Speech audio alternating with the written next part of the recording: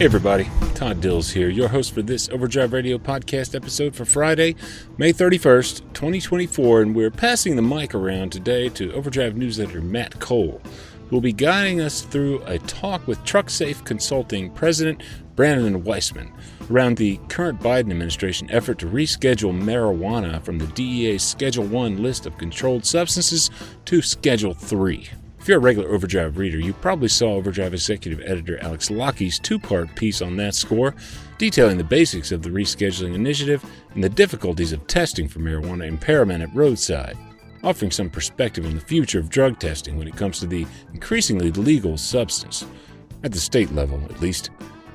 How those state laws interact with bedrock federal illegality today, and what the effort to reschedule marijuana to a Schedule 3 controlled substance might do in the short and potentially longer term to those interactions makes up a big part of what Weissman brings to the discussion with Cole in this week's episode of the podcast. So after the break, we'll dive in direct with Weissman and Matt Cole for a run through what the future might portend for drug testing for marijuana. The Schedule 3 rule makes it through the long rulemaking process. So keep tuned, but keep in mind nothing fundamentally is changing about marijuana use for a CDL driver today. The short version of advice on that score, still, stay away. It can really be a career killer. Here we go.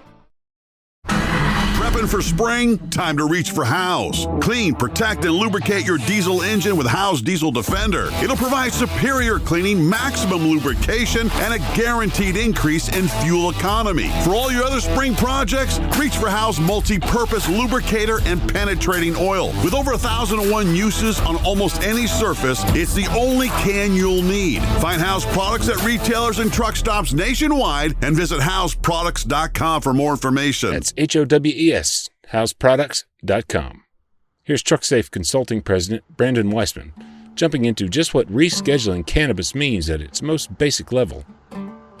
Yeah, so I'm Brandon Weissman. I'm president of a company called TruckSafe and then a partner with the Childress Law Firm. At TruckSafe, we do a lot of content all centered around DOT regulations and helping fleets and their drivers understand the basics of DOT compliance and what they need to know about following those rules and keeping themselves out of trouble. From what I understand about the way that the DEA schedules, I'm by no means an expert in that particular area, but as I understand it from my work in the transportation industry and understanding DOT drug testing in that context, Schedule 1 drugs are the types of drugs, the hard drugs that are generally recognized as having no accepted medical use and like a high potential for abuse. So it's things like cocaine and marijuana to this point. Whereas a Schedule 3 drug, which is where the DEA is proposing to move marijuana, are lower hazards, lower potential for physical and psychological dependence. They are still controlled, though, in the sense that, as I understand it, they still require a prescription to be able to use those types of drugs. So that's the distinction in a nutshell. Of course, DOT has a regulation that prohibits the use of Schedule 1 drugs. The voice you heard there was that of Overdrive news editor Matt Cole, which you may recognize and you may have guessed. With marijuana being potentially reclassified as a Schedule 3, is there any specific mention of marijuana itself, or does this kind of fall into a new gray area?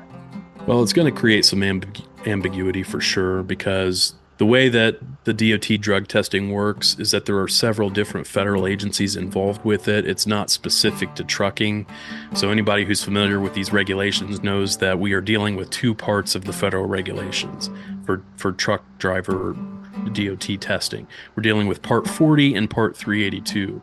The reason Part 40 is involved is because those are the broader U.S. DOT regulations that are broadly applicable to all modes of transportation. So railroad workers and airline pilots and drug and alcohol testing fits under those regulations, most of the components of federal drug and alcohol testing for DOT purposes are broadly applicable to the modes. And so right there, we've got two agencies involved, right? We got the FMCSA that's in charge of trucking, that has a role to play in drug testing truck drivers. But then we've got the US DOT involved that's involved in the sense of kind of setting the standards for how we conduct testing, regardless of the mode.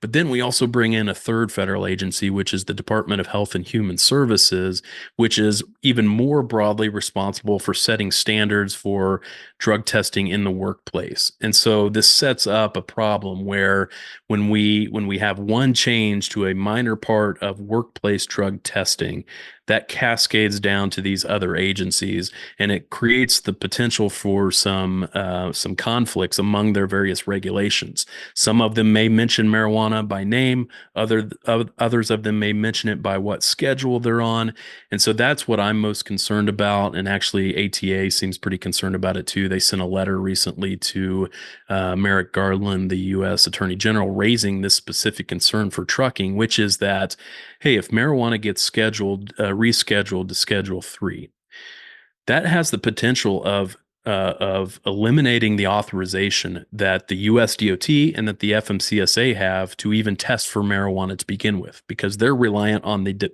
Department of Health and Human Services guidelines, which say that workplaces can only test for Schedule 1 substances. So if marijuana is no longer a Schedule 1 substance, then arguably DOT and FMCSA lose their authorization to test for that substance, but that then leaves open the existing regulations from FMCSA and US DOT, which clearly contemplate marijuana testing. And not to mention their guidance that they have, their longstanding guidance on marijuana use by truck drivers. And so the question is, what will this ultimately mean for FMCSA and for US DOT regulations? And we don't know yet. We're going to have to see how it plays out. We're hoping to get some clarification, though, from either the DEA or the U.S. Attorney General on that front.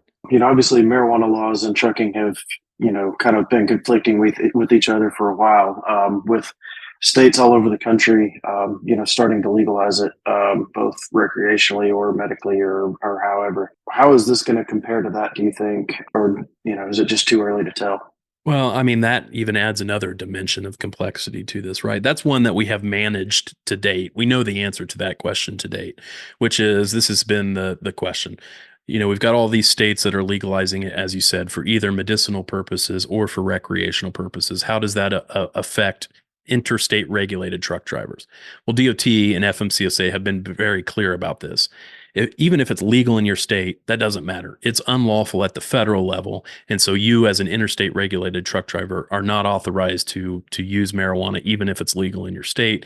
And if you test positive for marijuana on a DOT mandated drug test, you're out of a job until you go through the return to duty process. It's been a pretty clear-cut answer to that complexity of the state law and the federal law tension. Now, with federal law, that federal law hook not being in there anymore, potentially. In other words, we can't lean on federal law. The US DOT can't lean on federal law as the basis for saying truck drivers can't do this. And so now we're going to have the potential for still divergent state and federal laws, because some states may still say, even if the federal law authorizes this as a Schedule 3 drug, we, Indiana or whoever it may be, we don't want folks in our state to use it. So we're still going to have that conflict, state and federal law, and it's going to add to that complexity of the question of whether this is going to be lawful for drivers or not. Long story short, it's going to be a long time, I suspect, before we have concrete answers to this. But I think even if we don't have concrete answers in the form of some kind of rulemaking from FMCSA or the US DOT, we're probably going to have some interim guidance from those agencies to at least explain how they envision this working once the DEA's rule gets passed, if it's going to be finalized. And is there a chance that with enough stink raised by either DOT, FMCSA, or the trucking industry itself, I guess there could be changes made to the rule between this proposal and the final rule, that they could, they could include something to say, safety sensitive positions can still be tested for, or whatever? Yeah, that could happen. Remember, we're in the notice of proposed rulemaking stage from the DEA, so that means it's been published in the Federal Register. It's open for public comments for 60 days, and I have no doubt that that docket's going to be flooded with comments, including from agencies like FMCSA and USDOT, and certainly industry groups like the ATA, and probably a bunch of the safety advocates will file comments as well.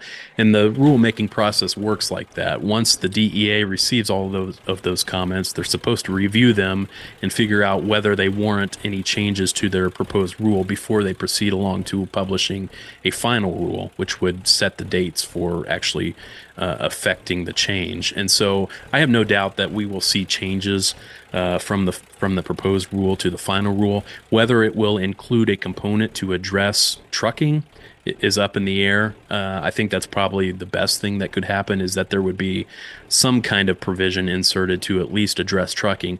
Whether it goes one way or the other, I don't know how it will go, but there should be at least something.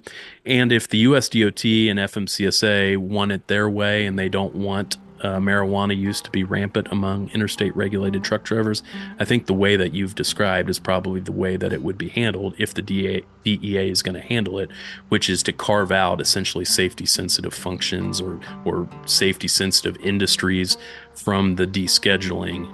Rescheduling, Weissman meant to say there. And then maybe things stay status quo with respect to that in trucking. We'll just have to wait and see. The existing drugs that are considered Schedule 3, how are those handled as far as DOT regulations go? Yeah, so as I understand it, again, most of the Schedule 3 drugs, again, low potential for dependence, but these drugs are still controlled in the sense that they require a prescription. So the way that the DOT regulations handle this is that they say that just testing positive for those particular drugs on a DOT test isn't in and of itself going to render the driver disqualified, but they have to have a valid medical prescription for the drug, and their prescribing physician and the MRO who verifies the results of the drug test. Medical resource officer is what Weissman means by the MRO acronym there. We'll hear that again later.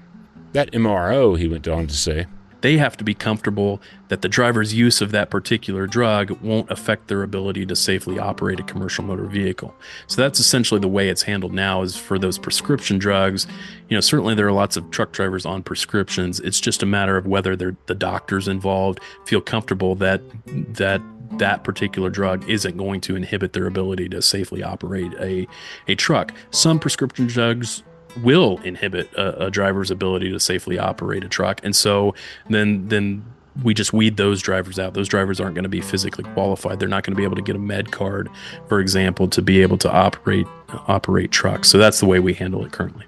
That could be the way this goes too. If there's not a carve out, MROs could consider marijuana as one of those disqualifying prescriptions. Yeah. They could. Another way I could see it going is starting to treat marijuana more like how we treat alcohol use for truck drivers. Certainly drivers aren't prohibited from using alcohol wholesale. Now, the regulations put some parameters around that. They can't obviously be using alcohol while they're on duty, and they're not supposed to be using it within 4 hours of being on duty. And certainly if they test positive for alcohol, or if they're driving impaired, well, then that's going to pull them out of the seat and disqualify them. So I could see marijuana kind of going along the same route of maybe it's not unlawful per se, but maybe we are still concerned about potential impairment from its use. But I think if we get to that point and we're starting to consider it more akin to alcohol from a regulatory perspective, we're going to have a better handle on ways to check for impairment. It's just something that's, as I understand it, not really readily available to law enforcement, is detecting impairment from marijuana use. And so really all we're testing for on the DOT test is actually marijuana metabolites in the blood, THC in the bloodstream, or the urine, I should say. But going forward, I think if that is the plan, to move it more towards, or to treat it more like alcohol, then we're going to have a better way of detecting impairment. Something where you can test, impairment on the spot. And I just don't know if that technology exists yet. Yeah, because I mean that's really what you're concerned with, right? Their cognitive abilities are do they still have the ability to be able to safely drive a truck and everything that goes into that, being aware of your surroundings, being able to stop in time, and all of those crucial things that go into operating heavy trucks and buses. Now, you mentioned earlier the letter that ATA sent to the AG raising their concerns.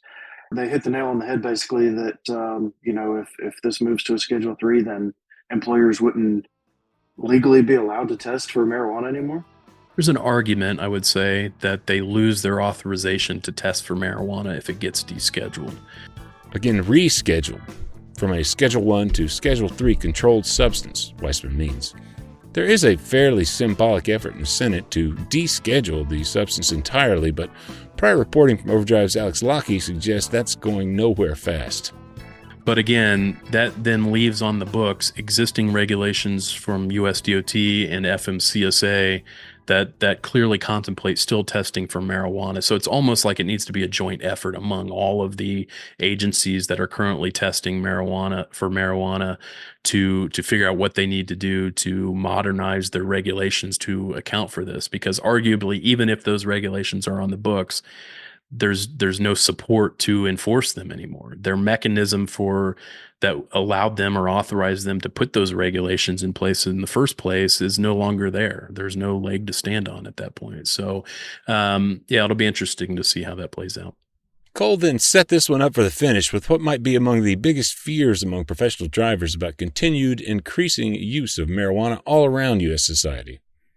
Even beyond trucking, if they reschedule marijuana, it's going to open up the door for the general public to potentially use more than they already do. At least medicinally. Keep in mind that, again, we're moving it to the proposal is to move it to Schedule 3, which would require a prescription. So it's not like it's legalizing it wholesale for recreational purposes or anything like that. So I agree. I mean, it will certainly be a big step in terms of legalizing it for medicinal purposes. And so maybe we get more folks out on the roads in the general population that are using it for medicinal purposes, but nowhere near the extent I think that we would have if it were an even more wholesale legalization of marijuana. Kind of think of it like alcohol and how the states still have authority to regulate alcohol to some extent, and that was significantly curbed, obviously, by the 21st Amendment. Take me back to constitutional law here, which I barely passed, I think. But anyway, kind of view it the same way. I think the states are still going to have some leeway to regulate marijuana within their borders as they see fit, kind of like they do with alcohol. Here's a big thanks for our own Matt Cole and the voice that took us through most of the ins and outs of the new proposed rule from the DOJ around marijuana rescheduling.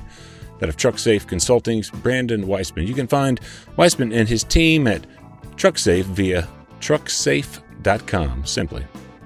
To comment on the DOJ rescheduling proposed rulemaking, visit regulations.gov and search for marijuana rescheduling there. I'll post a direct link to the docket in the show notes, and you can also find a link in this podcast for May 31st, 2024 at overdriveonline.com/overdrive-radio. Also find links in those spots to Alex Lockey's prior two-part report around what rescheduling might well mean for professional truck drivers and the future of drug testing around cannabis use. Well worth a read.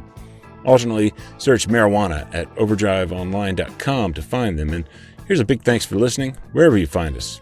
Overdrive's on Spotify and SoundCloud, Apple Podcast and YouTube. Tune in, Podcast Addict, the Overdrive Facebook page, most any listening platform. Subscribe so you don't miss an episode, and you can find me and all of our episodes again via overdriveonline.com/overdrive-radio. Overdrive Radio is a production of Overdrive, the voice of the American trucker.